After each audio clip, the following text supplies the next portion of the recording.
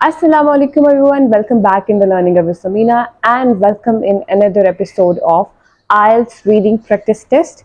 Last episode आपने देखी होगी, I'm sure it have helped you a lot. Last episode आपने देखी होगी in which we attempted one of the reading test और हमने 0 से start किया था और 40 तक किया था with every detail. Hints दिए थे, skimming साथ की थी, साथ practice की थी. In this I'm gonna do the same. In fact we are gonna do the same right. तो फिर आप तैयार रहें पेन और पेपर लेके, क्योंकि हम प्रॉपर प्रैक्टिस करने वाले हैं। ये 2-3 आपने वीडियोस देखकर प्रैक्टिस मेरे साथ कर ली, आपको फुल फ्लेज रीडिंग की समझ आ जाएगी, इनफैक्ट सब आइल्स टेस्ट की समझ आ जाएगी। और इसके बाद आपको बार बार इनसे गो थ्रू होने की जरूरत नहीं, फिर आपको सिर्फ प्रैक्टिस की जरूरत है। आपको क्योंकि टिप्स पता चल गई, आपको कैसे पता चल गया कि आंसर ढूंढना कैसे है। आगे आपका सिर्फ ये काम रह गया कि अब आपने प्रैक्टिस कैसे करनी है, आपने उसको टाइम में मैनेज कैसे करना है। 60 मिनट में आपने 40 क्वेश्चन अटेम्प्ट करने हैं। मेरी लास्ट वीडियो में यू कैन सी हमने 60 मिनट में 40 क्वेश्चन अटेम्प्ट किए और उसमें तो हम बोले भी बहुत ज्यादा है। आई केप्ट सेइंग, और फिर मैंने ढूंढे आपके साथ और साथ अटेम्प्ट किए, और ऐसे ही आपने 60 मिनट्स के अंदर टेस्ट अटेम्प्ट करना है।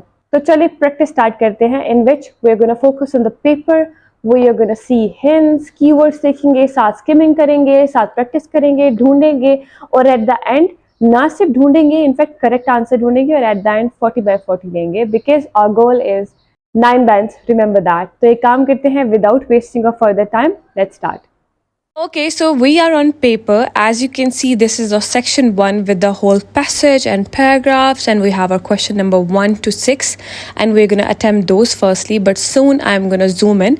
मैं zoom in करूँगी on particular paragraphs जिसके बारे में बात हो रही है, on the particular question जिसके बारे में हम बात कर रहे हैं, जिसका question ढूंढ रहे हैं, और वो paragraph जिसमें हमारा वो question है उसका answer है, ठीक है, ताकि आप लोगों को problem ना face करनी पड़े, because lastly I've heard a lot कि आप लोगों को नजर नहीं आ रहा था, you had a lot to zoom in and it was not clear because I've pasted the whole paper instead of pasting the only passage. Okay, so now I'm going to do that so that you can see it clearly and properly. Okay, so now we're going to attempt a question. पहले मैं ये बताती चलूँ कि this is a summary based questions 1 to 6, as you can clearly see ये एक summary है, there are few fill in the blanks, you have to fill them. पहले हम इसके rules पढ़ लेते हैं, question में क्या लिखा हुआ है, then we can proceed. First of all, it says complete the sentences, choose no more than 3 words from the passage above for answer. Okay, so we have read the rules. आपने देख लिया कि we can't use more than 3 words, लेकिन मैं आपको ये बताती चलूँ कि if an answer requires only 1 word, then you can even type that. ठीक है, वहाँ पे कोई रूल नहीं है कि 3 ही बोला है तो 3 ही होना चाहिए। अगर उनका आंसर 1 से suitable हो रहा है, then you can write that. If there are 3, then you can write that. Okay, so let's jump onto our questions and then let's find them. But before that, if you want to read about the types of question you get on the reading test, you can watch this video of mine. I have pasted it above. आप इसको देखें, you will know about every type of question और उसको आपने हल कैसे करना है, उसको आपने attempt कैसे करना है, you will learn about that. Okay, so let's start without wasting our time. हमारा जो भी summary questions होते हैं, summary type questions होते हैं, उसमें मैं आपको एक चीज़ बताती चलूँ, अदर you can read. पहली ये चीज़ है विच आई विल मेंशन हियर कि वो आपको सीक्वेंस और ऑर्डर के साथ ही क्वेश्चंस आपको फाइंड करने हैं।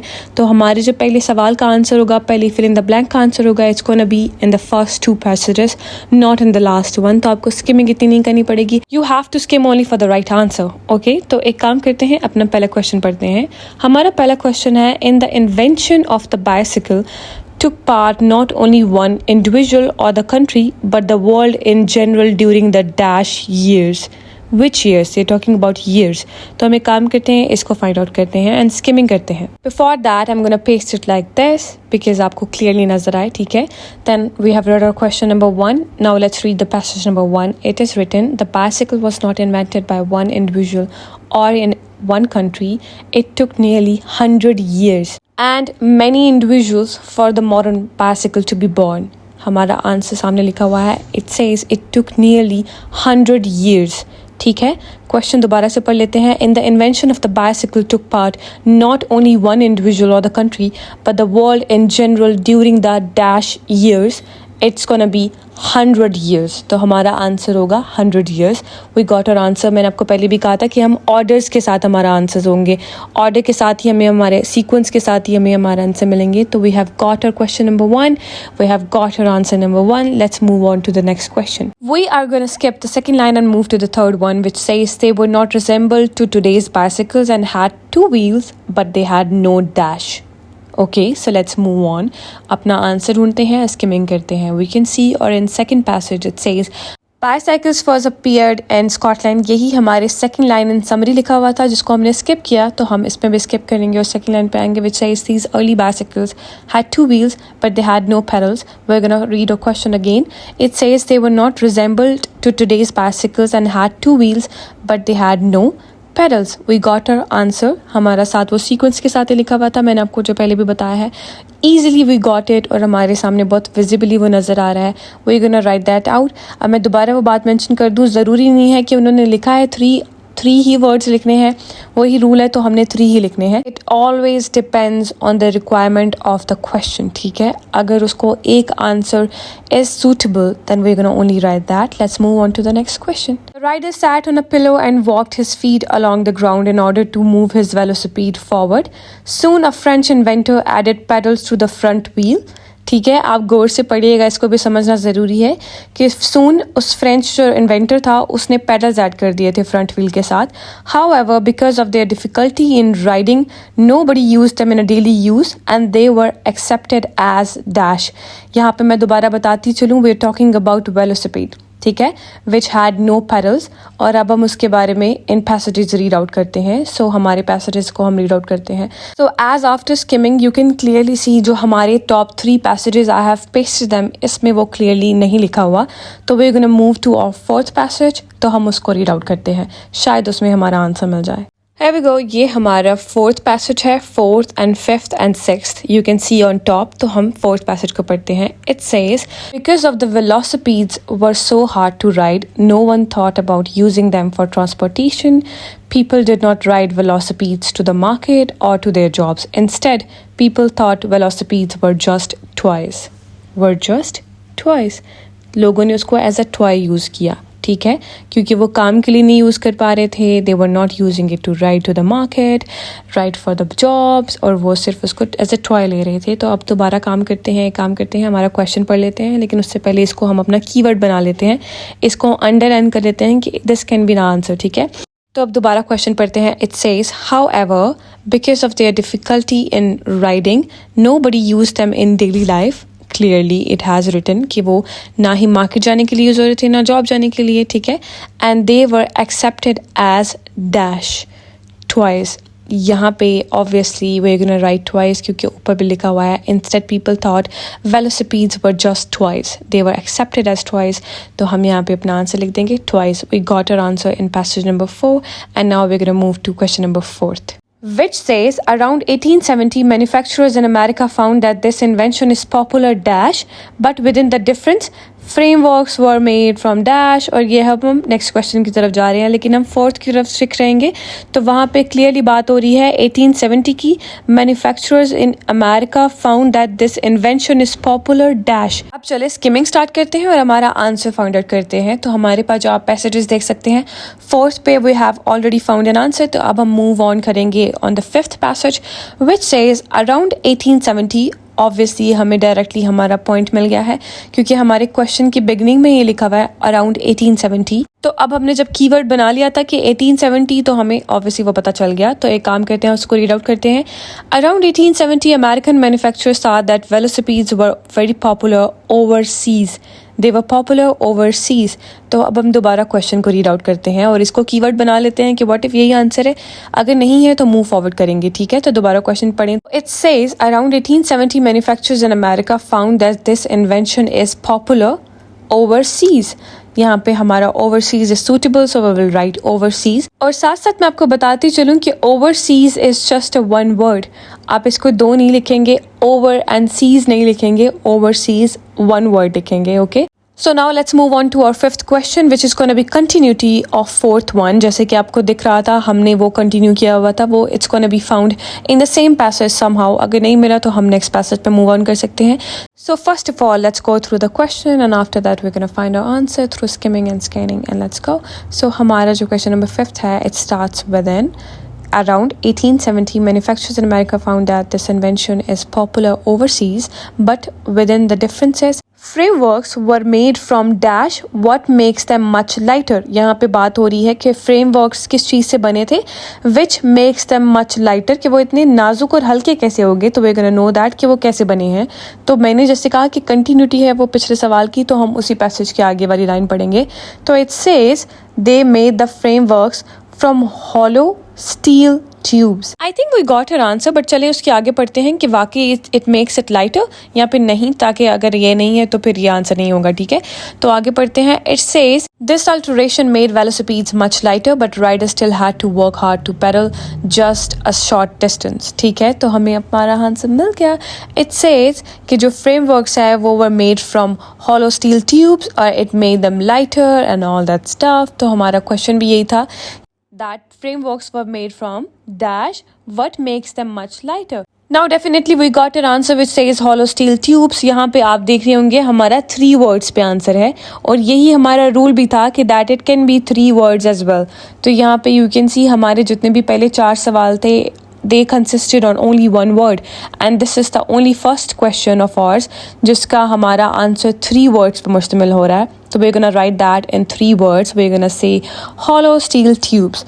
फिर दोबारा क्वेश्चन को पढ़ते हैं. frameworks were made from hollow steel tubes. So on this note we found our answer. अब मूव ऑन करते हैं हमारे last question of this section पे और उसका आंसर ढूंढते हैं एक साथ मिलकर स्किमिंग के जरिए. So let's read from the top, ठीक है, ताकि हमें हमारे आंसर की समझ आ जाए.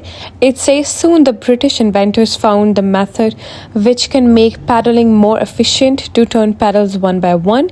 They designed a bicycle with the giant front wheel. However, as the rider had to sit high above the giant front wheel, it was too difficult to keep the balance. The safer bicycle was invented by Americans. They designed the rear dash, which minimized the danger of falling and injuring. Before we read further, आप यहाँ पे अपने keywords बना लें और keywords are कि safer bicycle was invented by Americans. ठीक है, तो हमने वो find out करना है. उसके बाद they designed the rear dash which minimize the danger of falling and injuring. ठीक है, तो यहाँ पे हमने एक काम करना है, rear या designed जो होता है ना rear, तो उसको हमने keywords अपना बना लेना है और उसके बाद हमारे 7th passage पे हमने इसका आंसर फाइंड आउट करना है as I told you already. तो एक काम करते हैं, अपनी skimming start करते हैं and let's find out. After going to the 6th paragraph, you can clearly see हमारा वहाँ पे आंसर ये mention नहीं है. वहाँ पे काफ़ी hints हैं, keywords हमारे कुछ mention हैं, but आपने ध्यान से देखना है कि 6th paragraph में हमारी कहीं भी American manufacturers के बारे में बात नहीं हुई है. rear के बारे में बात हुई है और भी smaller wheels के बारे में बात हुई है. they made this and that. जो भी हमारे question पे लिखा हुआ है they designed, ये भी बात हुई है. तो हम यहाँ पे confuse हो सकते हैं, लेकिन आपने होना नहीं, because आप यहाँ पे देखिए उन्होंने लिख दिया है कि ये उनकी बात कर रहे हैं जो ब्रिटिश इंजीनियर्स थे जिन्होंने वो किया. और अब 8th पैराग्राफ की तरफ जब जाएंगे, वहां पे it is written very clearly on a very first line that American manufacturers and this is the beginning of our question, right. तो हमारा क्वेश्चन के बिगिनिंग में लिखा हुआ है the safer bicycle was invented by Americans, they design the rear. अब आपने यहाँ पे बिल्कुल कंफ्यूज नहीं होना. 6 में ऑब्वियसली ब्रिटिश के बारे में बात हो रही है, तो वो हमें पहले ही पता चल गया है कि this is not the answer. तो आगे हम फाइंड आउट करेंगे. Okay, so let's find our answers there. सबसे पहले दोबारा क्वेश्चन हम पढ़ लेते हैं ताकि हमें दोबारा समझ आ जाए. ठीक है, क्वेश्चन ये था हमारा, the safer bicycle was invented by Americans, they design the rear dash which minimize the danger of falling and injuring. Specifically उस चीज़ का हमने जिक्र करना है जिसका उन्होंने बोला हो कि जिस वाहिद चीज़ ने मिनिमाइज कर दिया है डेंजर को. यहाँ पे बहुत सी चीज़ें मेंशन होने वाली हैं, लेकिन स्पेसिफिकली वो चीज़ जो उन्होंने इन्वेंट की या डाली, वो इंक्लूड की उन्होंने, जिसने मिनिमाइज कर दिया danger of falling and injuring. ठीक है, तो वो हम वो लिखेंगे. तो अब दोबारा हमारा पैसेज हम पढ़ते हैं. तो पैसेज पे लिखा हुआ है, American manufacturers once again try to design a better bicycle. The goal was to make a safer bicycle by the way ये मैं आपके साथ रीड कर रही हूँ बट ऐसे आपने रीड नहीं करना, you have to just skim. आपने जो भी ये वर्ड्स हैं, रियर हमारा जो कीवर्ड था, अमेरिकन वो तो हमारा हो गया, तो आपने उनको अंडरलाइन करना है। तो आप यहाँ पे देख सकते हैं, यहाँ पे 3-4 दफ़ा लिखा हुआ है, रियर व्हील लिखा हुआ है, रियर 2 व्हील लिखा हुआ है, फिर by pressing first the right one and then the left the writer moved along metal. यहाँ पे काफ़ी बातें लिखी हुई हैं। उसके बाद दोबारा हमारा रियर लिखा हुआ है, this bar turned the rear axle. आगे लिखा हुआ है, this axle turn the rear wheel and bicycle minimize the dangers. ठीक है, यहाँ पे आप देख रहे होंगे हमारा जो न्यू वर्ड है वो है एक्सल। फिर उसके बारे में बात हुई है कि उसकी वजह से that is the one thing which minimize the dangers. अब हम दोबारा एक दफ़ा पढ़ते हैं ताकि आपको समझ आ जाए। By pressing first and right one and then the left the rider moved the long metal bar up and down. This bar turned the rear axle. This axle turned the rear wheel, and bicycle minimized our dangers inherent in bicycle riding. More and more people begin using bicycles in a daily activities. यहाँ पे हमारा जो एक rear है वो हमें help कर रहा है to find out the actual word which we are trying to find out for the answer, and that was rear. ठीक है, और रेयर ने जब हमने उसको यूज़ किया तो we got the answer and that is axle. Now we are gonna put down the answer in the question, फिर इन द ब्लैंक में हम पुट डाउन करेंगे and then we are gonna see that is it like suitable. तो अब हम दोबारा उसको read out करते हैं। The safer bicycle was invented by Americans, they design the rear axle which minimize the danger of falling and injuries. At last, the British changed the design one last time and added 2 wheels equal in size and mechanism that induce a change to turn the rear wheel. अब यहाँ पे आपको पता चला होगा कि किस चीज़ ने rear को turn down किया था। That was axle. This axle turned the rear wheel. ठीक है, अब आपको ये अब सारा पढ़ेंगे, अंडरस्टैंड करेंगे, आपको इजीली आंसर मिल गया। अगर यहाँ पे भी आपको कन्फ्यूजन हो रही होगी कि is it the right answer यहाँ पे, नहीं, तो ऑब्वियसली जब हम दोबारा आगे पढ़ रहे हैं तब तो हमें पता चल गया कि एक्चुअल में यही है। ठीक है, तो अब हम इसी को पुट डाउन कर लेंगे and now we have found the answers of our first 6 questions and now we are gonna move to next questions, और यही पैसेजेस होंगे and I am gonna solidly practise those with you. So let's start. Here we are on a 7th to 10th question. यहाँ पे आप clearly देख सकते हैं these are true, false and not given questions. ठीक है, तो as you know, तो मैंने पहले भी आपको question types के बारे में बता दिया था. You can go through the last videos. But अभी हम दोबारा statements पढ़ लेते हैं. It says, do the following statement agree with the information given on reading passage 1. True if the statement agrees with the information. True लिखना है जब agree हो, एग्जैक्ट सेम वहाँ पे स्टेटमेंट लिखी हो। हमने फॉल्स तब लिखना है जब उसका ऑपोजिट लिख रहा हो, कॉन्ट्राडिक्ट कर रहा हो। हमने नॉट गिवन तब लिखना है जब वो चीज़ मेंशन ही नहीं हुई है, उसके बारे में जिक्र ही नहीं हुआ, तो हमने तब लिखना है। चलें अब अपना 7th क्वेश्चन पढ़ते हैं और उसके बाद आंसर फाइंड आउट करते हैं। हमारा 7th क्वेश्चन है, the bicycle was invented by American only. I think इसका आंसर हमें भी पता है, राइट? इसका आंसर फॉल्स है क्योंकि हमने ये बहुत विजिबली पढ़ा है कि इसको किसी एक कंट्री ने नहीं बनाया या एक इंसान ने नहीं बनाया, बाइसिकल को काफ़ी जगह पे बना है। और ऑब्वियसली आगे लिखा हुआ था कि अमेरिकन्स ने उसको और अच्छे से इन्वेंट किया, उन्होंने रीसेंट इन्वेंशन की, एट्सेट्रा एट्सेट्रा। बट फिर भी हम पैसेज को पढ़ लेंगे, ठीक है? पैसेज के हम फर्स्ट पे जाते हैं। फर्स्ट हमारा पैसेज मैंने मेंशन कर दिया है जिस पे हमारा आंसर है। उस पे लिखा हुआ है, the bicycle was not invented by one individual और in one country. We got our answer. इन्होंने साफ बताया हुआ है कि सिर्फ अमेरिका ने नहीं किया, सिर्फ एक कंट्री ने नहीं किया। तो ये जो हमारा क्वेश्चन लिखा हुआ है, इट इज़ टोटली इनकरेक्ट। इसको हम फॉल्स आगे लिखेंगे, ठीक है? मूविंग ऑन, इन और statement number 8, it's written, it was too hard to lead the velocipedes due to their heaviness. I think हमें इसका आंसर भी पता है। It's definitely true because it was mention कि वो यूज़ नहीं हो पा रहे थे, टॉयज़ के तौर पे यूज़ हो पा रहे थे because they were too heavy and etcetera. But हम सेम मैच करेंगे अपनी स्टेटमेंट और उसके बाद ही हम डिसीजन ले सकते हैं। तो वाइल गोइंग थ्रू आप देख सकते हैं हमारी थर्ड से हमने पहले भी आंसर ढूंढा था, थर्ड पैसेज से, थर्ड पैराग्राफ से। तो हम उसको पढ़ते हैं। Soon a French inventor added pedal to the front wheel. Instead of walking their vehicles, riders used their feet to run the pedals. However, paddling was hard because velocipedes were very heavy. The framework was made of solid steel tubes and the wooden wheels were covered with steel. तो यहाँ पे हम clearly देख सकते हैं कि answer is true. यहाँ पे लिखा हुआ है कि दे वर टू हैवी, और यही हमारी स्टेटमेंट है that it was too hard to lead the velocipedes due to their heaviness. तो ये आगे हम इसकी ट्रू लिखेंगे, दिस स्टेटमेंट इज ट्रू, क्योंकि एग्जैक्ट यही चीज़ हमारी is mentioned in the third passage. और अब हम एक काम करते हैं, हमारी नेक्स्ट स्टेटमेंट पढ़ते हैं विच इज़ 9th, और अब उसका आंसर ढूंढेंगे। It says the alteration of velocipedes made the life of people much more easy. Obviously हमने लाइन पढ़ी हुई है, but is it exactly this way, या फिर यही है या नहीं है? तो अब एक काम करते हैं, इसको ढूंढते हैं और स्कीमिंग अपनी स्टार्ट करते हैं। So as you can see in the 5th passage in the 3rd line, this alteration made velocipedes much lighter, okay, but riders still had to work hard to pedal just a short distance. ठीक है, उन्हें short distance के लिए भी they had to work hard. But हमारे question पे हमसे यही पूछा गया है, क्वेश्चन पे पूछा गया है the alteration of velocipedes made the life of people much more easier. Okay, so it does not really sit well, you can clearly see उन्होंने यहाँ पे ये बात नहीं की इन पैराग्राफ। दे सेड कि अल्ट्रेशन ने उसको लाइटर तो कर दिया, but rider still had to work hard, right. उन्होंने ये नहीं बोला कि देयर लाइफ वॉज हार्डर, उन्होंने ये भी नहीं कहा their life was good, their life became very easy. उन्होंने ऐसे लाइफ के बारे में बात तो की नहीं है, जबकि हमारे क्वेश्चन में स्टेटमेंट में ये है कि it made their life hard, it made their life much more easy. ठीक है, बट ऐसा कुछ स्टेटमेंट यहाँ पे मेंशन होता तब हम ये लिखते। ऑब्वियसली काफ़ी कंट्राडिक्ट करी है थोड़ी बहुत, क्योंकि यहाँ पे उन्होंने ऑपोजिट चीज़ लिखी हुई है, लेकिन कंप्लीटली ऑपोजिट नहीं है। एज यू कैन सी उन्होंने बात लिखी हुई है वो टोटली डिफरेंट है, जो हमारे पैराग्राफ पे लिखी हुई है वो डिफरेंट है कि वो लाइटर हुई, लेकिन लोगों को स्टिल बहुत मेहनत करनी पड़ी। और यहाँ पे लिखा हुआ है वो लाइटर हुई और लोगों की लाइफ आसान हो गई। ठीक है, यहाँ पे अगर पैसेज में ये लिखा होता ना कि वो लाइटर हुई लेकिन फिर भी लोगों की ज़िंदगी बहुत टफ थी, बहुत उनकी हार्ड थी, तब हम यहाँ पे फॉल्स कर देते। बट यहाँ पे टोटली ऑपोजिट बात लिखी हुई है। ऑपोजिट से क्या, बिल्कुल रेलेवेंट बात लिखी हुई नहीं है, तो इसको हम नॉट गिवन करेंगे। ओके, तो यहाँ पे आपने दोबारा अपने दिमाग को अच्छे से यूज़ करना है।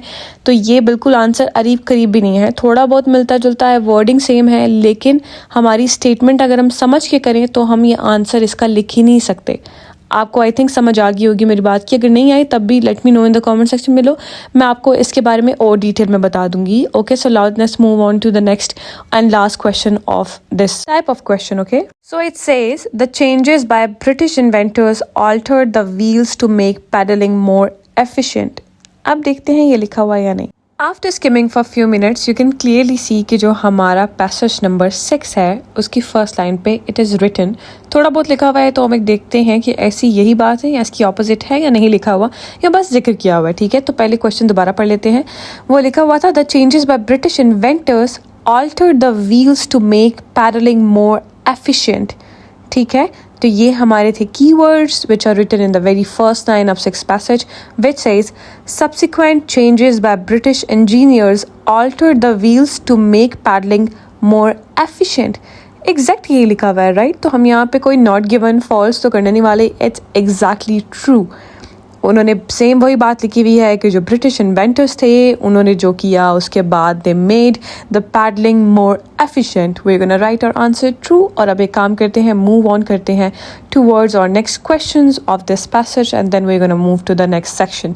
सो let's start. So here we have 11 to 13 question, ये हमारे पैसेज नंबर 1 के लास्ट क्वेश्चंस हैं, तो लेट्स गो थ्रू देम। पहले लिखा हुआ है complete the sentence, choose 1 or more than 3 words from the passage for each answer। ठीक है, आप 3 words यूज़ कर सकते हैं या 2 कर सकते हैं, 1 कर सकते हैं, but can't use more than that. तो हमारा जो फर्स्ट क्वेश्चन है 11, that is the British inventors concluded that if the front wheel were large in dash the bicycle would travel comparatively long distance. अब पता क्या, हमने पहले भी आपको बताया था कि आप इसमें गेस भी कर सकते हैं, राइट। आप एक काम करें, गेस करें, अपनी एबिलिटी यूज़ करें। आई पर्सनली थिंक अगर हम इससे गो थ्रू हों, the British inventors concluded that the front wheel were large in what? Large in size, large in diameter, large in radius, large in what, and this. तो definitely यहाँ पे कोई size की बात हो रही है, because initially it is that, right. तो हम एक काम करते हैं, इसको स्किमिंग करके ढूंढते हैं कि कहाँ पे हमारा ब्रिटिश इन्वेंटर मैंशनड है और कहाँ पे हमारा साइज़ का जिक्र हो रहा है, या फिर हमारा जिक्र हो रहा है front wheel were dash in that और ये वो। ठीक है, तो हम अब इसको स्किमिंग करते हैं, और स्किमिंग करने के बाद यू कैन क्लियरली सी जो हमारा पैसेज नंबर 6 है जिससे हमने लास्ट क्वेश्चन में ढूंढा है, वहाँ पे अगर आप 4th लाइन पे आए तो वहाँ पे लिखा हुआ है सो दे designed a bicycle with the giant front wheel,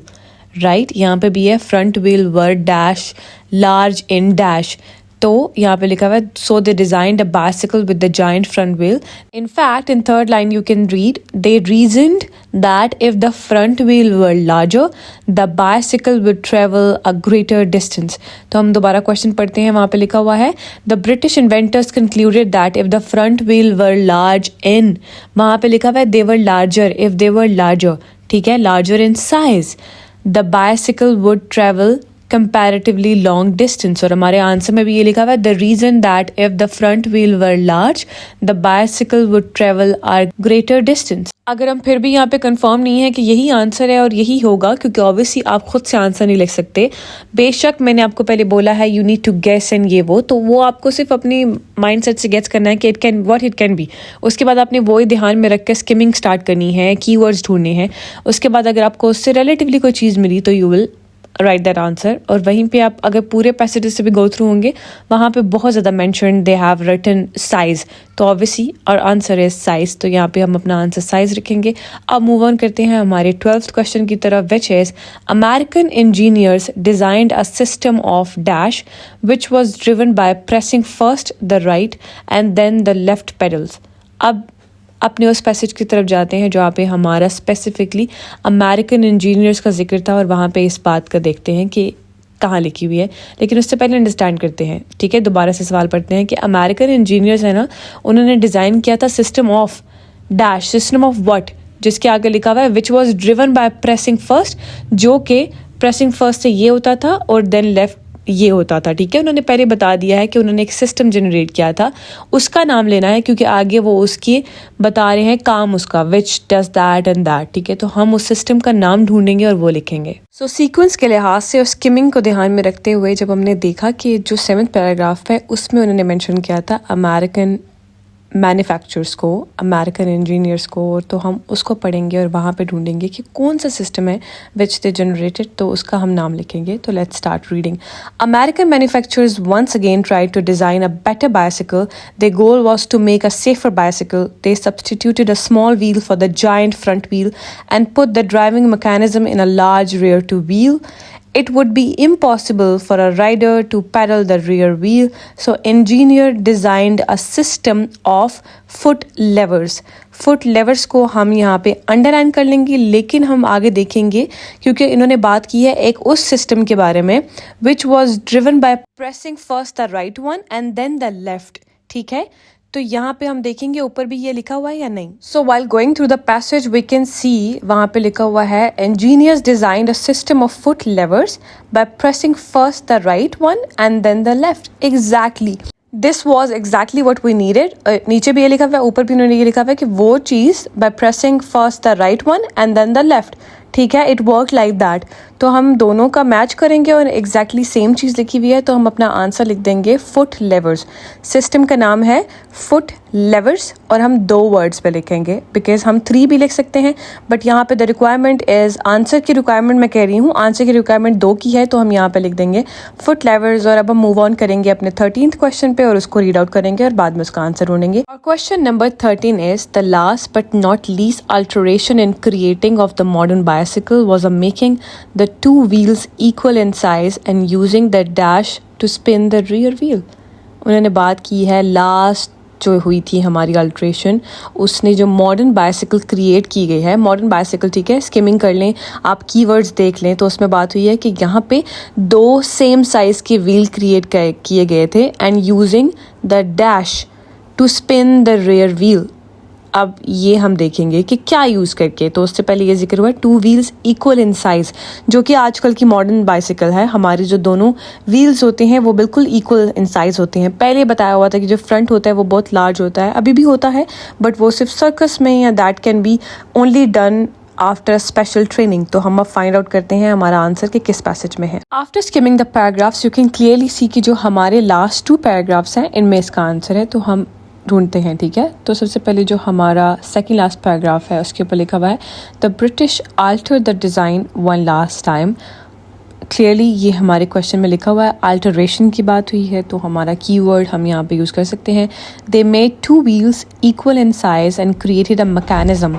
that uses a chain to turn the rear wheel. We got our answer. यहाँ पे लिखा हुआ है that uses a chain. अब इसको हाईलाइट करने के बाद क्वेश्चन दोबारा पढ़ते हैं. वहाँ पे लिखा हुआ है the last but not least alteration in creating of the modern bicycle was making.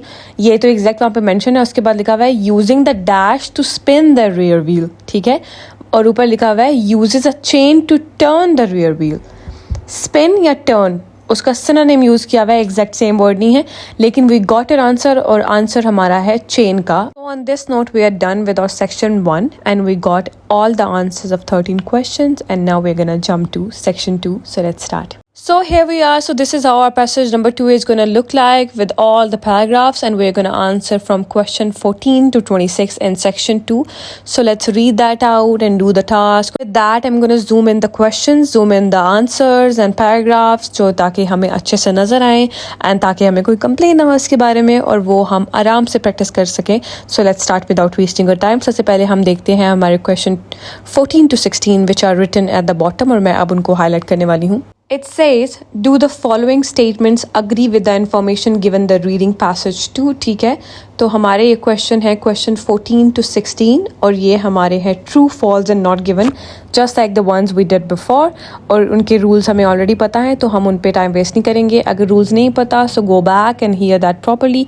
अब हम यहाँ पे देखेंगे हमारे क्वेश्चंस के लिहाज से, और मैं बताती चलूँ this is also gonna be according to the sequence and order. तो हम अपने क्वेश्चन पढ़ते हैं. सबसे पहले जो हमारा सवाल है वो है the Segways framework consist of a platform and a post with the handles.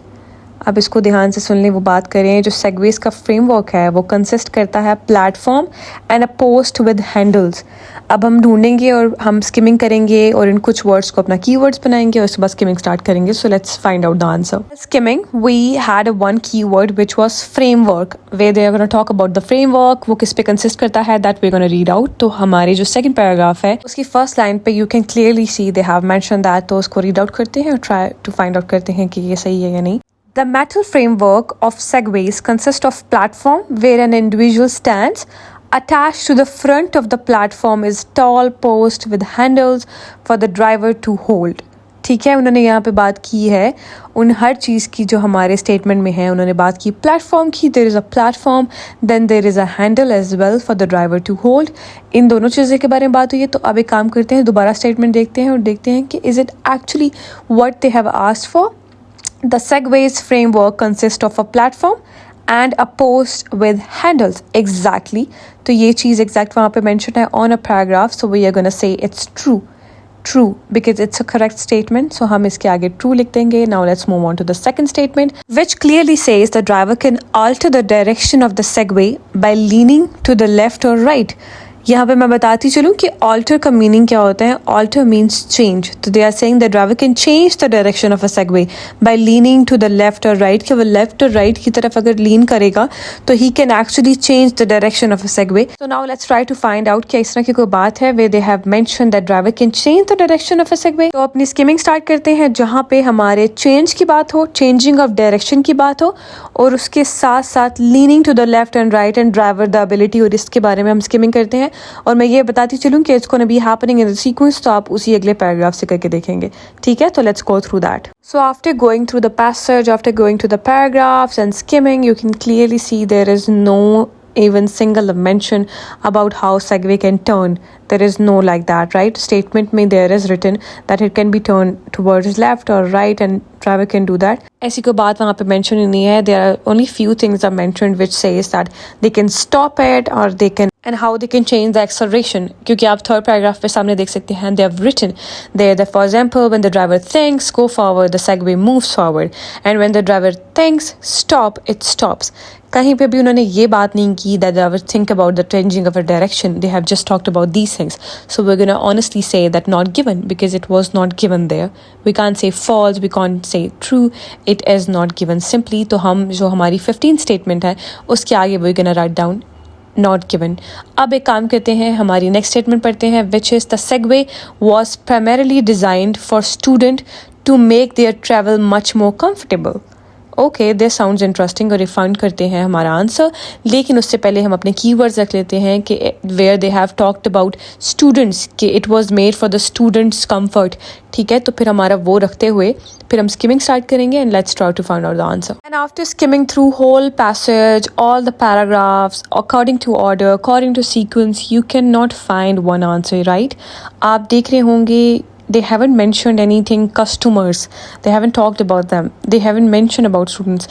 Yes, they have talked about how life is going to be easier for people of different professions and vice versa, but they haven't even mentioned even a little bit about students कि उनकी life कितनी आसान हो जाएगी, how the comfort is going to be provided to them via this. So we are going to say not given because it is clearly not given. हमें कहीं भी इसका हिंट भी नहीं मिला, थोड़ा सा भी नहीं है, कोई ऑपोजिट बात भी नहीं इसके बारे में बोली गई, बिल्कुल ये मेंशन्ड ही नहीं है, तो यहाँ पे हम कहेंगे not given. So now let's move on to next questions of our section 2, which are going to be 17 to 19. So guys, here you go. I have shrunken down the passage so that हमारे लिए जो questions है वो बहुत ज़्यादा visible हो and we can go through them. मैं अभी ये करी हूँ, लेकिन जब हम question ढूंढना स्टार्ट करेंगे, हम skimming स्टार्ट करेंगे, तब I'll make sure कि passage side by side हो और हम उसमें से skimming खुद करें.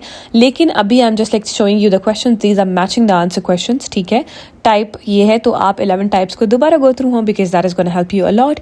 तो यहाँ पे हमारे क्वेश्चन है 17, 18, 19. हमारे ऑप्शंस दिए गए हैं, हमने स्टेटमेंट से मैच करने हैं फ्रॉम द पैसेज और जो करेक्ट आंसर होगा उसको हमने नोट डाउन कर लेना है. तो एक काम करते हैं, हमारी स्किमिंग स्टार्ट करते हैं, लेकिन सबसे पहले हम क्वेश्चन को पढ़ लेंगे. तो जो हमारा 17th क्वेश्चन है उससे पहले लिखा हुआ है choose the correct letter ABCD. ठीक है, उसको हमने फाइंड आउट करना है. बाद में जो 17th क्वेश्चन है वो इस तरह है कुछ.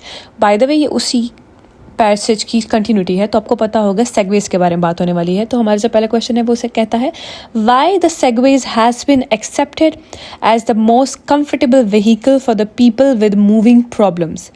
ठीक है, अब हम इसके ऑप्शन भी पढ़ लेते हैं, लेकिन आपको मैं बताती चलूँ कि जो ये वाला था मैंने उसको आपको ट्रिक और टिप्स बताई थी कि हमने इन सब को स्किमिंग कर लेनी है. ठीक है, जितने भी हमारी ऑप्शंस हैं इसके हमने एक एक कीवर्ड निकाल लेना है. जैसा हमारा जो पहला वाला है वो हमारा ए लिखा हुआ है, they could leave their cars at home and ride Segway from store to store. ठीक है, कि वो अपनी जो कार्स हैं वो घर पे छोड़ा सकते हैं और फिर राइड कर सकते हैं फ्रॉम स्टोर टू स्टोर. तो हमने इसको हाईलाइट बना लेना है कि leave the car at home store to store, इसको राइट कर सकते हैं. तो वो हमारा कीवर्ड हो गया. सेकंड है they could drive from house to house to deliver letters and packages. इसको हम हाउस टू हाउस कर देंगे, ऊपर हम स्टोर टू स्टोर अपना कीवर्ड लिख लेंगे. थर्ड पे we have they could quickly inspect distant fields and barns and rangers और पार्क्स. ठीक है, तो ये हमारे सारे कीवर्ड्स हैं, तो हम इनको भी हाईलाइट कर लेंगे, हमें पता होगा कि इसका जिक्र हो रहा है. फिर हमारा फोर्थ है it could minimize their walking. Before we start skimming और अपना आंसर ढूंढें, एक दफ़ा फिर सवाल को पढ़ते हैं क्योंकि हमें ऑप्शंस की तो समझ आ गई है कि पहला है स्टोर टू स्टोर, फिर दूसरा है हाउस टू हाउस, तीसरा उन्होंने बात किया दे कुड क्विकली इंस्पेक्ट, इंस्पेक्शन की बात हो रही है. फोर्थ की बात हो रही है it could minimize their walking, ये वॉकिंग को रिड्यूस कर सकता है, उनका टाइम नहीं वेस्ट होगा.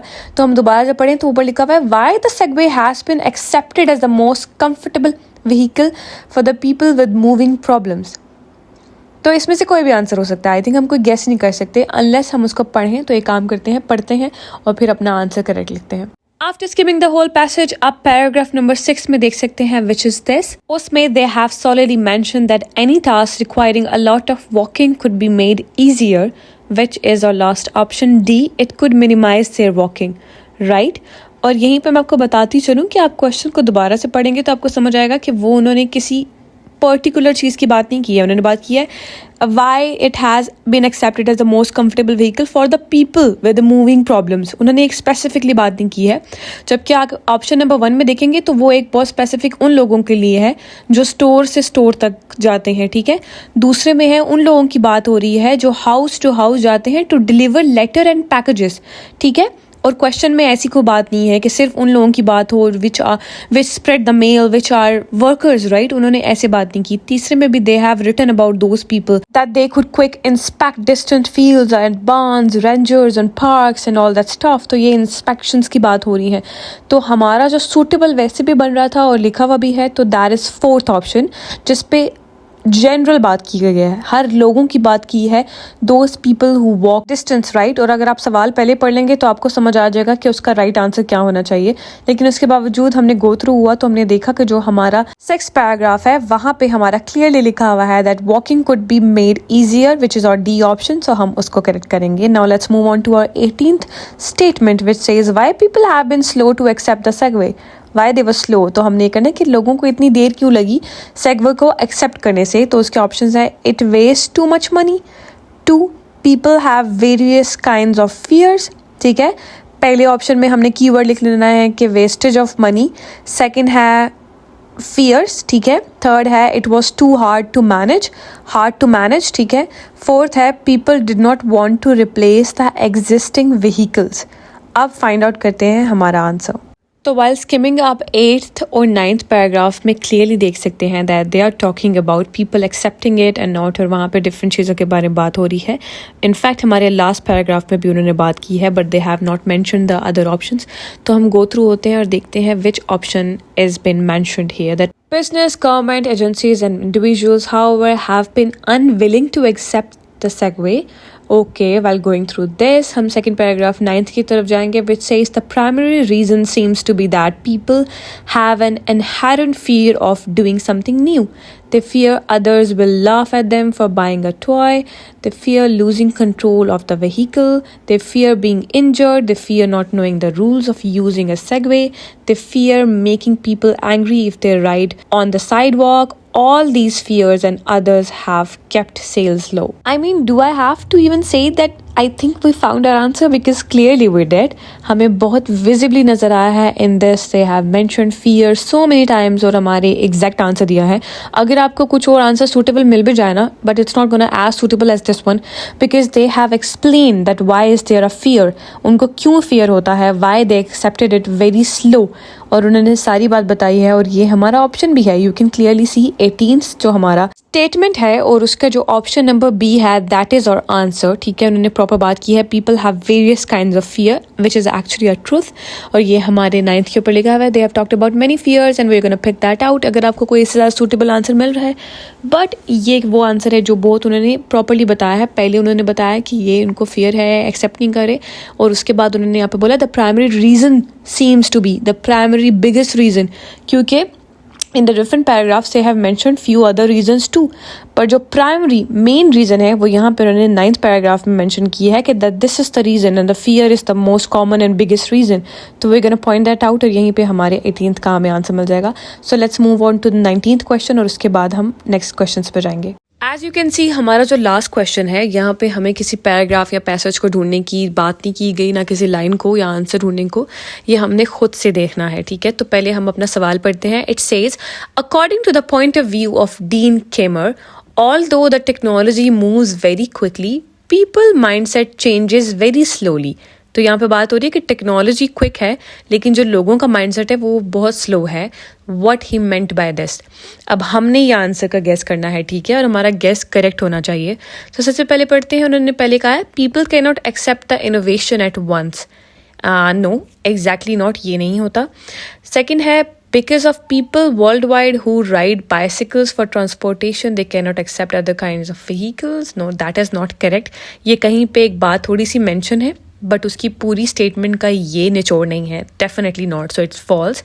Third we have people have fears and thus can not get accustomed with new forms of transportation. That's absolutely incorrect as well because उसने किसी एक चीज के बारे में बात नहीं की, उसने जनरल बात की है, ठीक है। Lastly we have D option which says the ideas and attitudes with which a person approaches a situation cannot be quickly altered. Definitely उन्होंने पर्सन की बात की है कि वो क्विकली आल्टर नहीं कर सकते with the situation and anything. तो उसकी दोबारा स्टेटमेंट पढ़ते हैं और अब फाइंड आउट करते हैं कि इसमें से कौन सी स्टेटमेंट है जो थोड़ी बहुत रिजेंबल कर रही है and it can be true. तो दोबारा पढ़ते हैं। It says although technology moves very quickly, peoples mindset changes very slowly. First नहीं है, सेकंड डेफिनेटली नहीं है, थर्ड भी नहीं है because in second and third they are talking about one specific thing, they are not talking about general. First भी बिल्कुल नहीं है बिकॉज वो इनोवेशन की बात कर रहे हैं। D somewhat resembles the statement, कैसे, हम दोबारा पढ़ते हैं उसको, ठीक है, जिसमें लिखा हुआ है the ideas and attitudes with which a person approaches a situation can not be quickly altered. Altered का मीनिंग मैंने आपको पहले बताया था, it can B quickly changeable, कि वो बहुत जल्दी चेंज नहीं हो सकता। जो भी लोगों को जो एटीट्यूड और जो भी उनकी आइडियाज़ होते हैं वो इतनी जल्दी उनको अप्रोच नहीं कर सकते एक पर्सन को, ठीक है, वो जल्दी चेंज नहीं हो सकते with the time.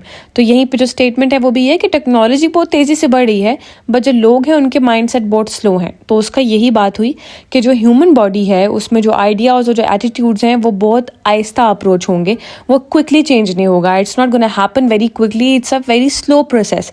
People are gonna get use to of something. मैं आपको इसके बारे में बहुत ज़्यादा एग्जाम्पल्स दे सकती हूँ। It can be about anything. आप किसी भी सोशल मीडिया के ऐप को ले आएँ, when it comes you don't understand it, and after like some people start using it and they've become familiar with it and you started like seeing that in people कि उनका behavior कैसे change हो रहा है, उनकी personality कैसे shift हो रही है, how they are doing and earning this much from this particular website and this particular social media, then you adopt that.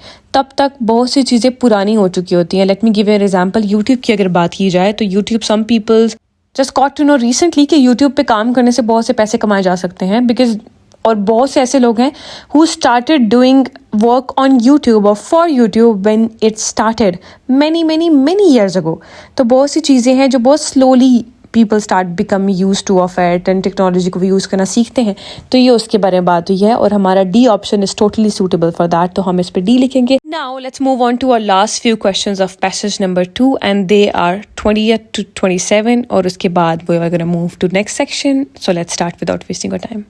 Here you go, these are questions जो कि हमारा समरी बेस्ड क्वेश्चन टाइप है और हम गो through होंगे और साथ साथ हमारे सवाल हम ढूंढेंगे। तो पहले हम देख लेते हैं हमारा rule, which says complete the sentences, choose no more than 3 words from the passage for each answer. तो हमने 3 words से ज़्यादा नहीं चूज़ करनी। It can be 1, it can be 2, it can be 3, but not more than that. So let's start skimming and start finding out the question. तो सबसे पहले हम गो थ्रू होते हैं हमारे समरी से, पहले सवाल से। तो वो कुछ ऐसा है, कहते हैं Dean Kamen the invention of Segway believes that this revolutionary vehicle will replace all the convenience we use today and in 2001 he presented his innovation to the public. Even though the Segway uses up the minimum energy, it has a very dash appearance. तो यहाँ पे हमारा पहले क्या है, appearance के बारे में बात होने वाली है। Now we're going to skim through the passages और हम आंसर फाइंड आउट करेंगे and we're going to write that down. But before that मैं पेस्ट करूँगी हमारा passage so that we all do it together. After going through and after skimming we can clearly see कि हमारे बिल्कुल top पे इसके बारे में बात की गई है कि डीन कैमर ने क्या कहा है। उसके बाद 2001 you can clearly see जहाँ पे बात हुई थी कि presented innovation, तो उसके बारे में बात की गई है। Moving on, in a second paragraph they have said although the Segway uses up to the minute technology, it looks very ordinary. It looks very ordinary. They haven't talked about a appearance. They are not saying that its appearance looks like this and it looks like that. They have said it looks very ordinary. So definitely they are talking about appearance. ये है हमारा question number 20th का answer, which is ordinary. ठीक है, its appearance is ordinary. Before moving to the next question, मैं दोबारा आपको बता दूं कि this is why you need to know the synonyms as well. They have not mentioned appearance solely. ठीक है, they have talked about looks. And you have to focus. आप जितने focus और उससे पढ़ेंगे तो आपको पता चल जाएगा okay they are mentioning it here.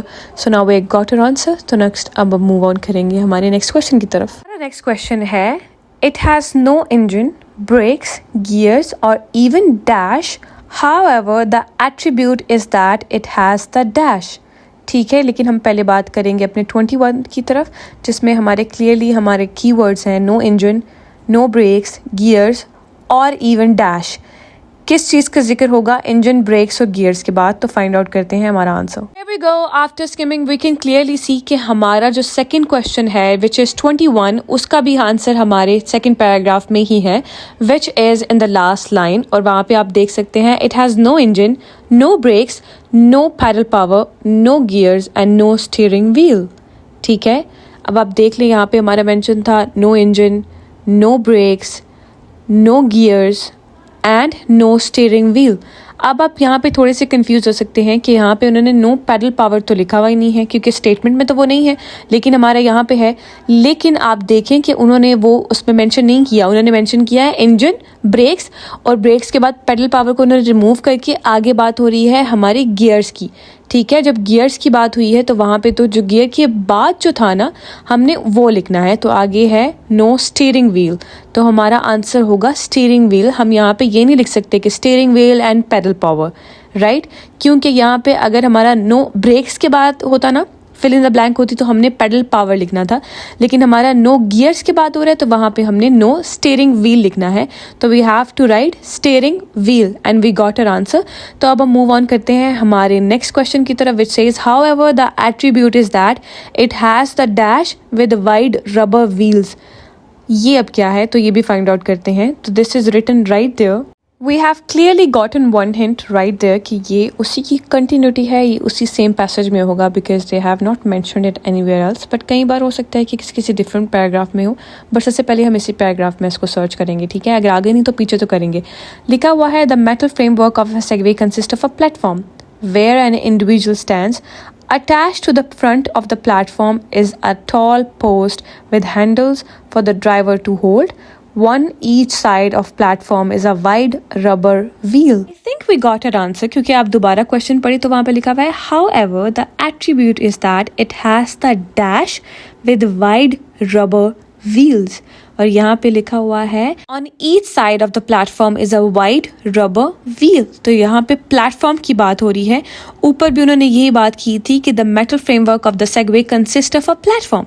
तो यहाँ पे हमारा आंसर है प्लेटफॉर्म। ठीक है, हम दोबारा उसको देखते हैं। The attribute is that it has the platform with the wide rubber wheels.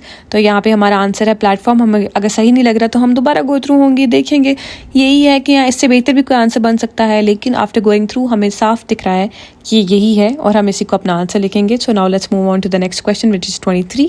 अब पढ़ते हैं तो आंसर फाइंड आउट करते हैं। लिखा हुआ है moreover this invention is designed for the short term destination and works with dash.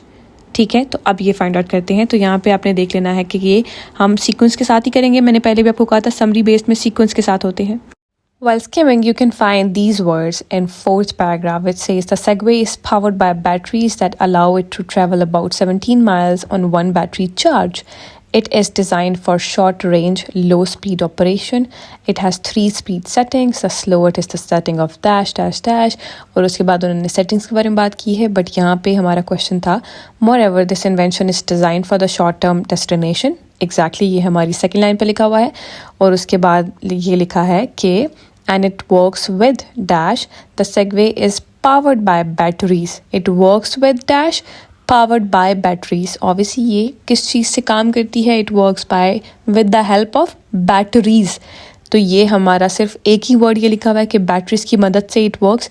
तो this is gonna be our answer. तो हमारे जो क्वेश्चन नंबर 23 है इट्स आंसर इज। तो now let's move on to question number 24 और वो हमारा कुछ ऐसा है। लिखा हुआ है as it minimizes the moving time और energy the Segway particularly fits to those people who has an active lifestyle such as dash, mail carriers, farmers, security guards and even those who have difficulties because of their dash and dash वो हम नहीं करेंगे। ये हम अपना question number 24 attempt कर लें, जहाँ पे हमारी बात हो रही है उन लोगों की जिनके लिए ये फिट होगा, जैसे कि mail carriers, farmers, security guards. जो इनसे पहले मैंशन हुआ है उनको हम ढूंढते हैं और उसका लिखते हैं। ठीक है, after skimming in paragraph number 5 वहाँ पे आप ऐसे कुछ वर्ड्स देख सकते हैं where they have talked about mail persons and carriers and all that stuff.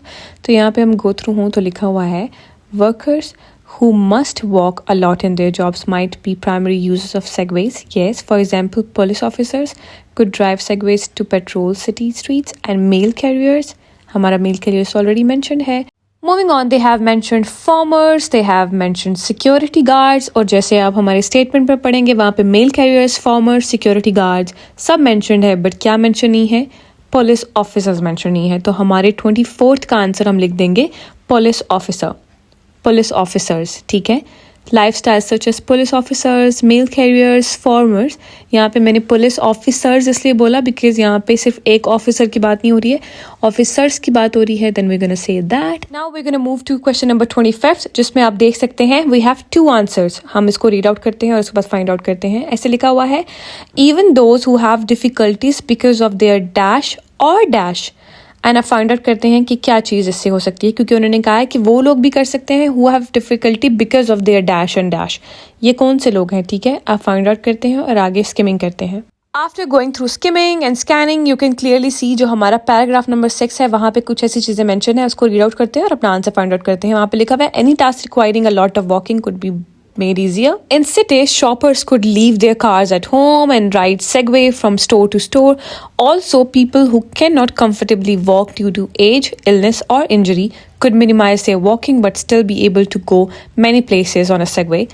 I think we got our answer, लेकिन पहले दोबारा पढ़ लेते हैं. वहाँ पे लिखा हुआ है who have difficulties because of their dash and dash. ठीक है, ऑब्वियसली यहाँ पे हमारे 3 ऑप्शंस हैं, एज, इलनेस और इंजरी. लेकिन आपने ध्यान से देखना है, यहाँ पे ये नहीं लिखा हुआ कि एज कॉमा डैश नहीं लिखा हुआ. ठीक है, यहाँ पे लिखा हुआ है डैश और डैश. यहाँ पे आप देखेंगे तो यहाँ पे लिखा हुआ है due to age comma illness comma और इंजरी. ठीक है, तो यहाँ पे मैं दोबारा मेंशन कर रही हूँ, अगर यहाँ पे होता है एज और डैश होता ना तो हम यहाँ पे लिखते एज कॉमा इलनेस. ठीक है, लेकिन यहाँ पे उन्होंने देखा है डैश और डैश, तो यहाँ पे हमारा आंसर होगा एज और इंजरी. ठीक है, difficulties because of their age और इंजरी. तो दिस इज आवर आंसर. आपने बहुत ध्यान से देखना है, इतनी सी चीज़ों का भी ध्यान रखना होता है. ठीक है, कोई गलती नहीं करेंगे, फुल मार्क्स आएंगे क्योंकि हमारा गोल तो आपको पता ही है. अब मूव ऑन करते हैं हमारे नेक्स्ट क्वेश्चन की तरफ, which is however the inventor explains why people have difficulty in accepting the Segway. I think इसके ऊपर हमने ऑलरेडी इतनी डिबेट किया है कि हमें पढ़ने की ज़रूरत ही नहीं है. वी ऑलरेडी नो कि कहाँ से है, उसका आंसर क्या हो सकता है. ही बिलीव्स, ये उन लोगों के बारे में बात हो रही है जिनको एक्सेप्ट करने में बहुत मुश्किल हुई थी सेगवे, और हमने उसके ऑप्शंस ढूंढे थे और फाइंड आउट किए थे. यहाँ पे हम देखते हैं वो कहते हैं he believes that the main reason for this is that the people have an innate dash of innovations. उनको क्या था, फियर ऑफ इनोवेशंस था.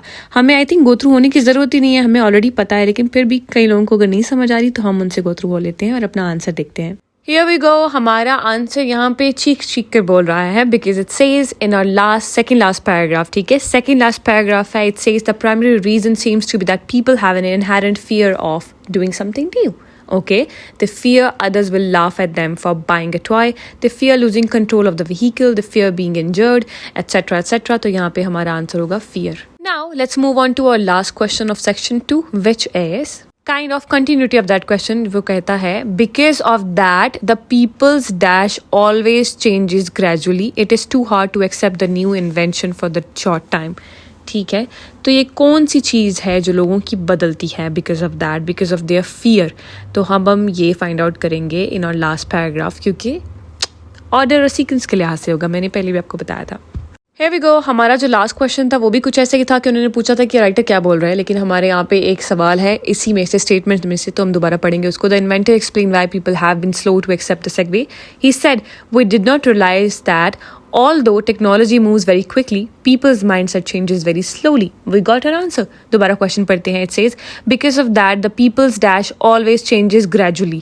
वो क्या चीज़ है, ग्रेजुअली मतलब स्लोली होता है. It is too hard to accept the new invention. ठीक है, तो वहाँ पे हम लिखेंगे people's mind set changes very gradually. You got the answer right, mind set. यहाँ पे आपने सारी चीज़ों से गो थ्रू होना है, आपने देखना है कि लोगों का क्या चीज़ है जिसके बारे में बात कर रहे हैं, दैट इट चेंजेस ग्रेजुअली, जिसकी वजह से क्या होता है कि it's hard to accept the new innovation. It's people's mind set. ठीक है, it's their way of dealing with these things. तो उनका माइंड सेट होगा, तो हमने यहाँ पे अपना आंसर लिखना है mind set. On this note we are gonna move to our last section and I am so proud of you for coming this way. Here we go. This is our section number 3. आप देख सकते हैं I have minimized the passage. ठीक है, paragraphs आपको नजर नहीं आ रहे, सिर्फ एक पैराग्राफ नजर आ रहा है because I want you to concentrate on the questions first. हमारे ये जो पहले क्वेश्चन है वो है 28 to 33. ठीक है, तो पहले हमने वो अटेम्प्ट करने हैं. वो क्या है तो पहले देखते हैं. ठीक है, सबसे पहले हमारा लिखा हुआ है reading passage 3 has 9 paragraphs A to I. Okay, which paragraphs contain the following information? There we go. If you have already known about the types of reading जो मैंने discuss की थी, you already know that this is matching the information. आपने यहाँ से कोई statement लेनी है, you have to match to just certain paragraph, और जिस paragraph से ये match हो रहा है उस paragraph का आपने number लिख देना है question के आगे, ठीक है। अब हम एक साथ हल करेंगे तो आपको पता चल जाएगा कि what I'm talking about. अगर आपने वो नहीं देखा, I am again and again saying it कि आपको ज़रूरत है types of questions के बारे में रीड आउट करने की, क्योंकि आपको हर तरीके का समझ आना चाहिए। अब एक काम करते हैं, आगे पढ़ते हैं। लिखा हुआ है which paragraph contains the following information? Exactly.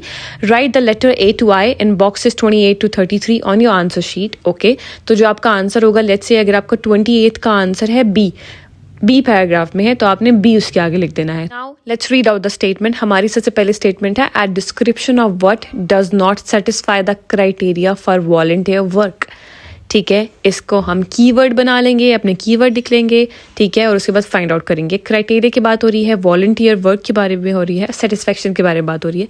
फिर फाइंड आउट करते हैं कि इसको कहाँ पे मेंशन किया है और खुद स्किमिंग करके ढूंढते हैं। In paragraph I you can clearly see कि हमारी वॉलंटियरिंग मेंशन है बट एज अ पनिशमेंट। तो हमारी स्टेटमेंट कुछ ऐसे ही है कि what does not satisfy the criteria for volunteer work, और यहाँ पे हम क्लियरली देख सकते हैं it can be the answer.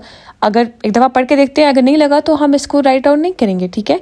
It is tempting to use some form of community work as an alternative to national service or as punishment to petty criminals by making the latter, for example, clean up parks, wash away graffiti, work with victims of their own or other people. Those may be acceptable, but it does not constitute volunteer work. Two cardinal rules of which are the willingness to volunteer without coercion and working unpaid. तो यहाँ पे आपको मैं इनकी meaning बताती हूँ ताकि आपको समझ आ जाए। यहाँ पे जो दो वर्ड्स बात हुए हैं कॉर्शन की और वर्किंग अनपेड की, वो है कॉर्शन होता है कि थ्रेट के साथ काम करना, हैरेसमेंट के साथ काम करना एक अलाउड नहीं है। दूसरा वर्किंग अनपेड, वर्किंग अनपेड के मतलब काम करो विदाउट एनी पे के। तो इन चीज़ों के बगैर जो वॉलंटियर होता है ना, ठीक है, तो वो आपको एक्सेप्ट करना चाहिए। वो एक रूल होता है हमारा, उसको कार्डिनल रूल बताया गया है। 2 कार्डिनल रूल्स बताए गए हैं जिनके साथ ही वॉलंटियर करने के लिए विलिंग होना चाहिए। वो रूल्स ये 2 हैं जो मैंने बोले हैं। तो इन चीज़ों का हम नज़र में रखते हुए सारा वो क्राइटेरिया देखेंगे कि क्राइटेरिया क्या है और क्या क्राइटेरिया सेटिस्फाई नहीं करता, और जो हमारा किया जा रहा है विच इज़ पनिशमेंट, तो हमारा आंसर है आई। हमने इसके बारे में बहुत ज़्यादा डिबेट की है, तो आई थिंक हमें पता चली गया कि आंसर क्या है। अब जल्दी से मूव ऑन करते हैं नेक्स्ट की तरफ, क्योंकि आगे ही हमने बहुत ज़्यादा एक्सप्लेन कर लिया है। तो अब जल्दी से वाइंड अप करते हैं हमारे नेक्स्ट सेक्शन को। नेक्स्ट क्वेश्चन हमारा जो 29th है वो है the impact of voluntary work on the development of individuals. ठीक है, लेकिन उससे पहले मैं बताती चलूँ कि जो ऊपर वाला जो हमारा पैराग्राफ है, अगर उससे सूटेबल आपको कोई और लग रहा है जो स्टेटमेंट है वो लिख लेंगे, लेकिन हमें क्लियरली नहीं लग रही तो हमारी सिर्फ वही स्टेटमेंट लिखेंगे। अब नेक्स्ट काम देखते हैं, impact of volunteer work on the development of individual, कि जो इसका इम्पैक्ट है हम उसके बारे में स्किमिंग करते हैं और फिर आंसर फाइंड आउट करते हैं। आफ्टर स्किमिंग आप क्लियरली देख सकते हैं हमारा जो पैराग्राफ नंबर डी है उस पर प्रॉपरली बात की गई है लाइव्स ऑफ इंडिविजुअल्स के बारे में। तो यहाँ पे हम अपना आंसर फाइंड आउट करते हैं। यहाँ पे लिखा हुआ है the knock on effect of volunteering on the lives of individuals can be profound. यही हमारा स्टेटमेंट भी था, the impact of voluntary work on the development of individuals. लेकिन फिर भी हम एक दफ़ा पैसेज को सारा पढ़ लेते हैं। It says voluntary work helps foster independence and imparts the ability to deal with different situations, often simultaneously, thus teaching people how to work their way through different systems. I think that's it. हमें और पढ़ने की ज़रूरत नहीं, हमें answer मिल गया कि डेवलपमेंट ऑफ इंडिविजुअल में हेल्प करता है। क्वेश्चन नंबर 29 का हमारा आंसर है D. Now let's move on to the 30th says the requirement for both selflessness and self-interest in volunteers, जहाँ पे हमारी बात होगी सेल्फनेस की और बात होगी सेल्फ इंटरेस्ट की इन वॉलंटियर, और ये रिक्वायरमेंट है। अब ये फाइंड आउट करेंगे, हमारे पास ये 3 कीवर्ड्स हैं, इनको नज़र में रखते हुए अब हम स्किमिंग स्टार्ट करते हैं। After skimming the words selflessness and self-interest, we can clearly say कि जो हमारा paragraph G है, we can see the words there.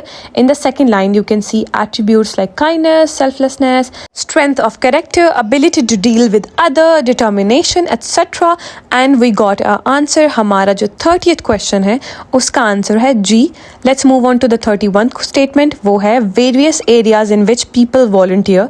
यहाँ पे उन जगहों की बात होने वाली है जहाँ पे पीपल आर वॉलंटियरिंग, ठीक है। तो अब हम उसको स्किमिंग करते हैं। After skimming you can clearly see कि जो हमारा पैराग्राफ नंबर सी है वहाँ पे number of different fields of volunteering are mentioned, जैसे कि in Australia it says moving on it says in community and welfare which encounter this and that, and Australia में है। उसके बाद they have other fields included sport, recreation, reasons activities and etcetera. तो clearly we have got our answer. तो 31 के आगे हम लिख देंगे C which is our answer. Moving on we have our 32nd statement which says the benefit of voluntary work for the young. Youngsters के लिए वो क्या बेनिफिट लाता है, तो यहाँ पे हम उसकी स्किमिंग करेंगे और उसके बाद हम अपना आंसर लिखेंगे, ठीक है। After skimming for little bit हम यहाँ पे देखते हैं कि जो हमारा ई पैराग्राफ है वहाँ की फर्स्ट लाइन के सेकंड वर्ड पे ये लिखा हुआ है यंग अडल्ट्स। तो यहाँ पे हम गो थ्रू होंगे कि यहाँ पे वो बात मेंशन है या नहीं। तो लिखा हुआ है initially young adults in their late teens might not seem to be the expertise or knowledge to impart to others that say a teacher or agriculturist etcetera etcetera etcetera. और लास्ट लाइन पे उन्होंने बड़ा clearly लिखा है from all this the gain to any community no matter how many volunteers are involved is immeasurable, ठीक है। तो यहाँ पे उन्होंने बात की जो एब्सेंस हो जाता है, एक्सपर्टीज़ नहीं रहते, टीन्स जो होते हैं वो लॉस ऑफ स्टडी कर लेते हैं, वो सिर्फ थ्योरी पे रहते हैं, प्रैक्टिकल नहीं होते एट्सेट्रा। और उन्होंने बात की पर्टिकुलर टैलेंट की, एनर्जी की, उनमें एंथुजियाज्म होती है। तो this is a perfect time उनके लिए कि वो गेन कर सकें कम्युनिटी वर्क बाय वॉलंटियरिंग, ठीक है। तो यहाँ पे हमने क्लियरली हमें अपना आंसर मिल गया है। हमारा 32 जो हमारा स्टेटमेंट है उसका आंसर है ई। अब मूव ऑन करते हैं हमारी लास्ट स्टेटमेंट पे which is a mistaken view of volunteering. यहाँ पे हम बात करेंगे कि कैसे इसको बुरा समझा जाता है, मिस्टेकन व्यू इसका लिया जाता है। तो उसके बारे में हमें जहाँ भी ऐसे कुछ लाइन मिलेगी हम उसको स्किम करके उसको ढूंढ कर अपना आंसर फाइंड आउट करते हैं। देयर यू गो, हमारा जो पैराग्राफ नंबर 1 है वहीं पे इसके बारे में जिक्र है। हम पहले उसको गो थ्रू होंगे, शुरू से होना पड़ता है। कई बार मैं आपको ये भी बताती हूँ कि जब भी आप पैराग्राफ से हों तो आप पहले पैराग्राफ के कीवर्ड्स लिख लें, लेकिन it can be done by both ways कि या तो आप पैराग्राफ की स्किमिंग कर सकते हैं, उनके कीवर्ड्स लिख लें, या फिर आप स्टेटमेंट्स के कीवर्ड्स लिख लें। Those both can help, right. तो अब हम देख रहे हैं तो हमारा जो पहला पैराग्राफ है वहाँ पे लिखा हुआ है It says a volunteering, as some people consider mistakenly, is a plethora of people from all walks of people as well as activities, but data from the other side of the world suggest otherwise. For example, a survey on who participated in volunteering by the Office for National in the dash dash dash. आपको clearly पता चल गया है कि हमारा जो पहला paragraph है उसमें हमारी बात की गई है कि जैसे उसको mistakenly इसको कुछ और समझा जाता है, उसको क्या समझा जाता है वो उन्होंने बता दिया है, and they have told everything। तो हमारा जो 33 क्वेश्चन है उसका आंसर है ए। अब मूव ऑन करते हैं हमारे लास्ट फ्यू क्वेश्चंस पे from section 3। Here you go guys, ये हमारे हैं सेक्शन 3 के लास्ट क्वेश्चंस 34 to 37 और 38 to 40। हम 1 by 1 इनसे गो थ्रू होंगे, आंसर फाइंड आउट करेंगे और प्रैक्टिस अपनी डन करेंगे। Okay, so let's start without wasting your time.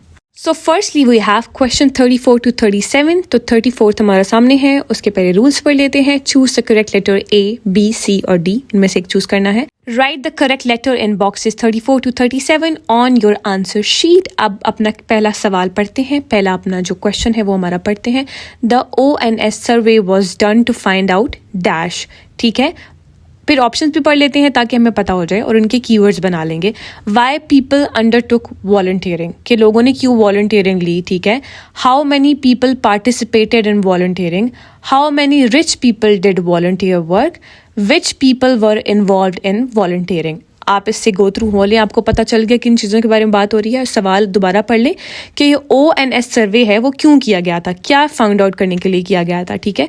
अब हम अपने पैराग्राफ वगैरह में, पैसेजेस में हम अपने स्किमिंग करेंगे और फिर फाइंड आउट करेंगे और हमारा कीवर्ड है ONS survey. So you can सी हमारा जो पैसेज ए है टॉप पे, उसी के ऊपर ही ONS लिखा हुआ है, वहाँ पे पढ़ते हैं। For example, a survey on who participated in volunteering by the office for national statistics.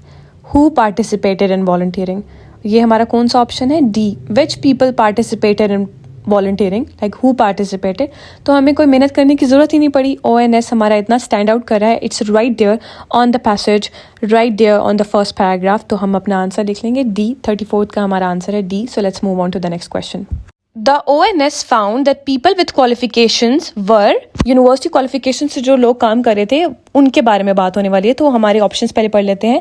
As likely to volunteer as those with no qualification, ये कंपैरिजन हो रहा है विद नो क्वालिफिकेशन लोगों का कि कितना परसेंटेज इन्होंने वॉलंटियर किया, ठीक है। उसके बाद सेकंड है कि वर दे मोर लाइकली टू वॉलंटियर, यहाँ पे लेस थे इन थर्ड, यहाँ पे डी में लिखा हुआ है the only group likely to do formal volunteer work, कि वो सिर्फ ओनली वन थे। तो अब हम फाइंड आउट करते हैं कि इसमें से कौन सा सही होगा। तो हम जब पैराग्राफ की स्किमिंग कर रहे हैं तो हमें पता चल रहा है जो बी पैराग्राफ है उसमें कुछ वैसे बात की गई है। तो हम एक काम करते हैं, उसको गो थ्रू होते हैं। वहाँ पे लिखा हुआ है among people with the degree or post graduate qualification 79% had volunteered informally and 57% had volunteered formally in the previous 12 months। तो परसेंटेज का ध्यान रखिए, 79 और 57। वहीं पे जो नो क्वालिफिकेशन है वो है, उनकी परसेंटेजेस क्या है, 52% and 23%। Obviously there is a drastic change. 79% and 57 है with education with qualification, and 52 and 23% है without qualification. So if we try to understand the whole paragraph we can clearly get to know कि वो थोड़ा सा ज़्यादा कर रहे थे। They were more keen to volunteer and they were more likely to volunteer than those with no qualifications, right? क्योंकि percentage के लिहाज से we can absolutely guess the answer। तो हमारा 35th का आंसर है B। So we're gonna write that more likely to volunteer than those with no qualifications। So B is the answer। Now let's move on to the 36th question और उसका find out करते हैं answer. So 36 पे हमारा question है it is suggested that rich people volunteer as a result of having, options देखते हैं, clearer goals, fewer children, more spare time, greater guilt. इसके बारे में हम देखते हैं कि रिच पीपल क्यों इतना वॉलंटियर करते हैं, क्योंकि ये ऑप्शंस हैं, इसमें से जो भी हुआ उसको करेक्ट करेंगे। तो हमारा जो पैराग्राफ बी है उसी की लास्ट लाइन पे हमने ये वर्ड पढ़ लिया था पहले ही, तो हम एक दफ़ा उसको गो थ्रू होते हैं। तो वहाँ पे लिखा हुआ है does the answer not lie perhaps in the fact that the rich tend to have money to allow them the time to be become involve in voluntary work. ठीक है, क्योंकि उन्होंने पहले बात की जो एजुकेटेड लोग होते हैं वो वॉलंटियर करते हैं, उनकी परसेंटेज ज़्यादा थी। तो इनके according educated people are the ones who are even rich because they can afford the education, right? तो इस आंसर में भी उन्होंने यही कहा है, उसी के आगे उन्होंने कहा है कि इससे हम अंदाज़ा लगा सकते हैं कि जो रिच पीपल होते हैं दे हैव मोर मनी, जो कि उनको अलाउ कर देता है to have more time for themselves, have more time to volunteer. ठीक है, तो हमारा जो ऑप्शन नंबर सी है that more spare time they have, हमारा जो 36 क्वेश्चन है उसका आंसर है सी। तो अब मूव ऑन करते हैं हमारे नेक्स्ट क्वेश्चन की तरफ।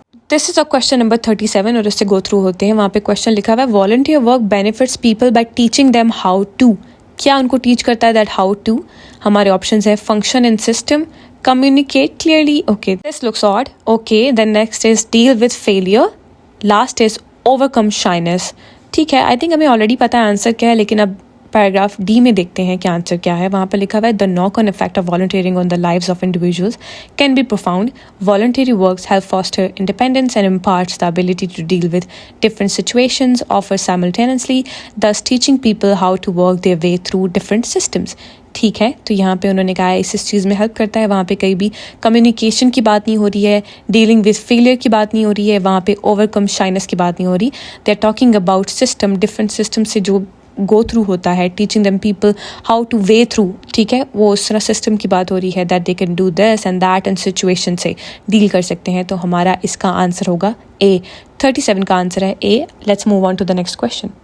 Lastly we have our 3 question जो कि हैं 38 to 40। इसको पहले गो थ्रू होते हैं। ये हमारे सवाल हैं, ये ऐसे आएंगे। ठीक है, complete sentence with the correct ending. तो ये हमारा एंडिंग टाइप क्वेश्चन है जिसमें यू हैव अ स्टेटमेंट लेकिन उसकी एंडिंग आपने ढूंढनी है, और वो कई दफ़ा आपको ढूंढनी होती है एग्जैक्टली और कई दफ़ा वो ऑप्शंस में दी जाती है दैट दिस इज़ दैट, और इससे आप आंसर मैच करें और इस तरह लिख लें।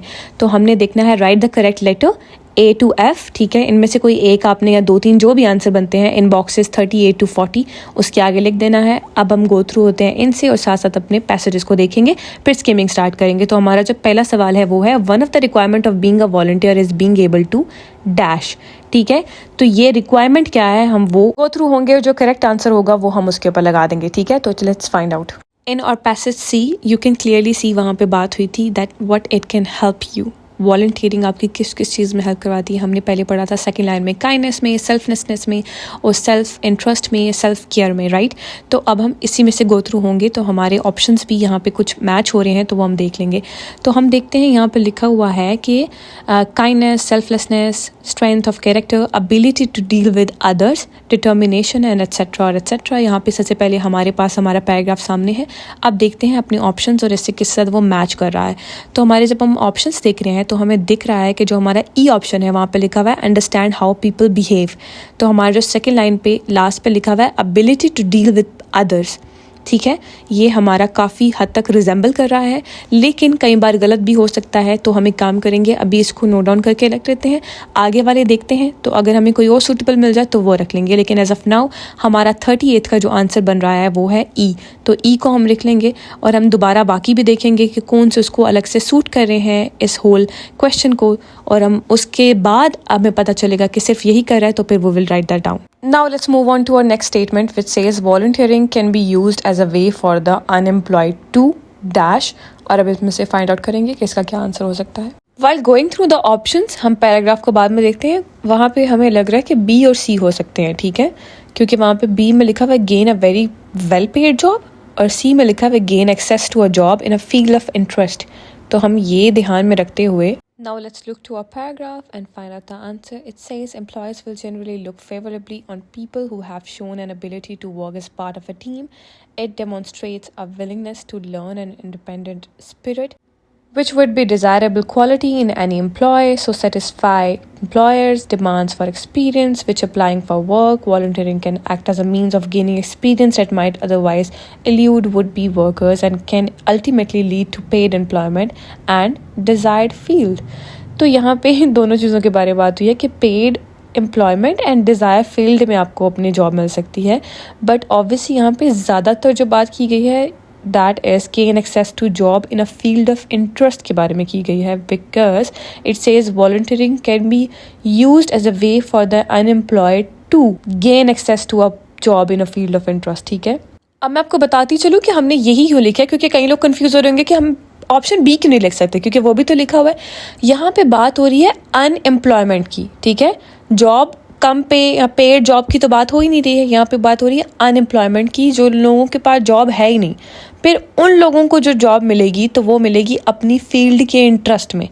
पेड अनपेड की तो बात है ही नहीं कि उनको पेड जॉब मिलेगी या अनपेड मिलेगी, यहाँ पे बात हो रही है जो अनएम्प्लॉयड हैं उनको मिलेगी। तो उस लिहाज से हमारा ऑप्शन हमें सी सूटेबल लग रहा है, तो we gonna write that down. अब हम आते हैं लास्ट क्वेश्चन पे, and finally we are on last question after so much of practice. ठीक है, I know it have helped you a lot अगर आप यहाँ तक देख रहे हैं, क्योंकि ये एक वीडियो में आपको सारी समझ आ जाएगी। तो जो हमारा 40th क्वेश्चन है that is employers in general tend to, ठीक है, अब इसका आंसर ढूंढते हैं। After skimming I can assuredly say कि जो हमारा एफ है उसी में ही इसका आंसर है। वाई? बिकॉज आप देखिए employers in general tend to, ठीक है, इसको एक दफ़ा गो थ्रू होते हैं, फिर अपने ऑप्शंस भी देख लेंगे, शायद यहीं से मिल जाए। यहाँ पे लिखा हुआ है employers will generally look favourably on people who have shown an ability to work as a part of a team. ठीक है, जो वॉलंटियर करते हैं, एज अ टीम काम करते हैं, उनको थोड़ा सा फेवर दिया जाता है। तो हमारा जो क्वेश्चन है वो है employers in general tend to. तो यहाँ पे फाइंड आउट करते हैं ऐसा कुछ यहाँ पे लिखा हुआ है या नहीं। यहाँ पे हमारा ऑप्शन नंबर 1 में लिखा हुआ है consider workers with volunteer work experience and asset. Okay, so now I think we got our answer, क्योंकि बाकी किसी भी पैसेज में पैराग्राफ में ऐसा कुछ नहीं लिखा हुआ कि वो क्या करते हैं या एम्प्लॉयर्स अटेंड टू व्हाट, वो किस चीज़ को फेवर करते हैं, क्योंकि ऑब्वियसली इसका सिनोनिम ये है। तो हम अब जब देख रहे हैं तो वहाँ पे साफ लिखा हुआ है कि they prefer those people who have shown an ability to work as a part of a team. क्योंकि जब आप कहीं पे जॉब करने जाते हैं वहाँ पे आपको एज अ टीम काम करना होता है, ठीक है, तो उनके लिए बहुत इंपॉर्टेंट होता है कि आपने पहले कभी एज अ टीम काम किया है, because when you work as a team it is different. So they have solidly mention that in option number 1 that consider workers with volunteer work experience and asset. ठीक है, तो इसका हम option A लिखेंगे। And on this note I think we are done and finally done. और अब आपने मुझे बताना है कि how much scores you have achieved, so hurray! On this note, we are done. I am so proud to teach you all and happy to teach you all. I hope you learned a lot. Okay, so on this note we are back. अब हमने सारा test attempt किया है, सब parts attempt किए हैं, सबके hints दिए हैं, कौन सा क्वेश्चन टाइप था, उनको कैसे हमने करना है। ऑल्सो अगर आपने जरा और डिटेल में देखना है तो एक काम करें, you can watch my video of format और टाइप्स की, जिसमें मैंने पूरे आपके साथ 11 टाइप्स आपके साथ डिस्कस की हैं, तो उसमें आपको बहुत ज्यादा हेल्प मिलेगी। Moving on, I am sure आपने बहुत अच्छी यहाँ पे प्रैक्टिस की होगी। Let me know in the comment section below, because that means a lot to me कि आप मुझे बताते हैं कि वीडियो ने आपकी कितनी हेल्प की है और आपने कितने स्कोर लिए हैं, because that is something very close to me और that is why I am working, right? That is why I am making this video for you all. I hope you enjoyed it. I hope you had fun while learning, or I hope you learned a lot. So stay tuned for whole IELTS course and stay tuned for more such videos. Allah Hafiz guys.